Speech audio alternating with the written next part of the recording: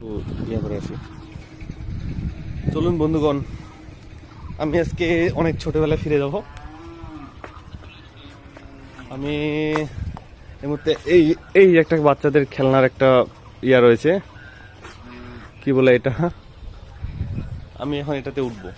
তো আপনাদেরকে নিয়ে উঠবো, অবশ্য পাশে থাকুন এবং কি দেখতে থাকুন। এই যে সিঁড়ি দিয়ে উঠতে হচ্ছে, সিঁড়ি দিয়ে উঠতেছি।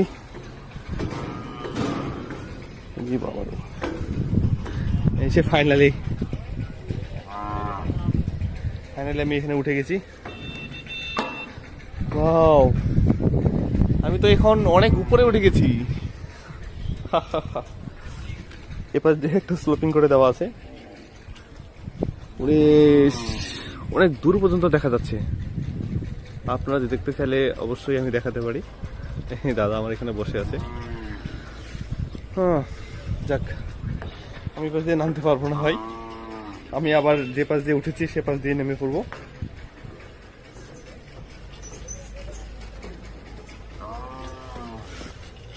নেমে পড়লাম। আপনাদেরকে যদি এখন বাইরে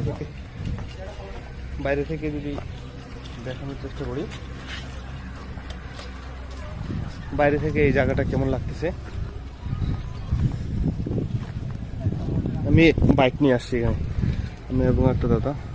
এই যে লেখা আছে এখানে, খুনিয়াডিঘি মুক্তিযুদ্ধ স্মৃতিসৌধ। চারপাশের ভিডিও দেখলে আপনারা বুঝতে পারবেন।